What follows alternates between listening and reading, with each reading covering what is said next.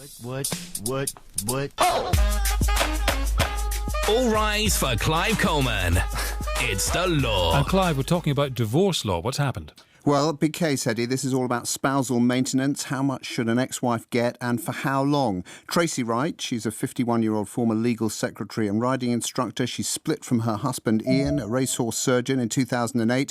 They were married for 11 years. On the divorce, their house was sold. Ian Wright was ordered to pay £75,000 a year in maintenance and school fees. Now, that included $33,000 as spousal maintenance for Mrs. Wright's personal upkeep for life. Mr. Wright went back to court, asked for a reduction in that, arguing that it wasn't fair to keep supporting his wife for life, especially when, as he was going to retire shortly, his income would drop. He succeeded, she appealed, and yesterday Lord Justice Pitchford in the Court of Appeal rejected her appeal, saying that it was imperative that the wife should go out to work and support herself. He added, there is a general expectation that once children are in year 2, that's 7, mothers can begin part-time work and make a financial contribution. The significance, Eddie, is that there has been, particularly in London, a very generous presumption in favour of maintenance for ex-wives, and that has led to lifetime maintenance awards. Now, I think that this case is going to see an end to those in all but a tiny, tiny minority of cases.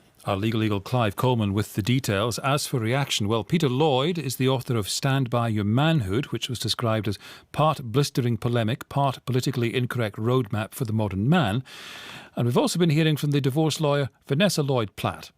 What this case has done, it's really put the cat amongst the pigeons, because it seems to be saying if you have a child above the age of 7, don't expect to be supported for your entire life. Now, that's all very well, but in the real world, how can some wives, where there has been an extremely long marriage, suddenly be told, you have to go out to work, love, just go and get on with it? Is that really what the judge is saying? He actually said, Lord Justice Pitchford, there's a general expectation that once children are in year 2, mothers can begin part-time work and make a financial contribution. Is that so unreasonable? If someone has an earning capacity, then yes, they might be able to go back to work, but not everybody can. What about choices that families have when they say, we want to be at home with our children? We shouldn't allow judges carte blanche to say women should go back to work if they have no ability to do so. Peter Lloyd, what do you think of the judgment? The very notion of spousal support is absolutely bonkers. This is a woman who has already received 50% of the assets that were split in the divorce. She's clearly capable of going out and getting a job. And the assumption that her ex-husband should finance her for the rest of her life just because she's a woman and he's a man is absurd. I mean, No, that's not true. It is true. It works true. the other way around. If he was a house husband, No, it very, he would very- have the same right. Sorry, it very, very rarely works in that way. That's not true. It is true. I mean, look, in 2010, judges were formally told to go easy on women in all legal cases. And this is just one of those examples. Oh, they were. Marriage, That's absolute nonsense. Look, marriage is the fraud of the rings. It is not something that is worthwhile for men. And this case just proves it. That's ridiculous. The point is, there is an issue here that you're completely overlooking, which is that if, whether it's a house husband or a wife, has given up their career because on discussion with the other party, they've made a choice together that she's given up her career and their long marriages, I'm not necessarily saying in the short marriages this should not be the case, they do not have parity of earning. Why should, therefore, he be able to go off and do all the wonderful things he's always done and she not be able to because she has brought up the children, she's stayed at home, she's helped build his career? Vanessa, I think the reason why she should now go out and get a job is because they've already divorced, they've already sold the assets, and they've already split it 50-50. She has already received a £450,000 mortgage-free house. She is also... Which she worked towards because she allowed him and helped him build his career. And Peter, if you had your way... enjoy it? And Peter, if you had your way, would you have even tighter rules on divorce settlements than there are now? Well, ideally, I think we should move and kind of replicate the Scottish model where maintenance is limited to 3 years.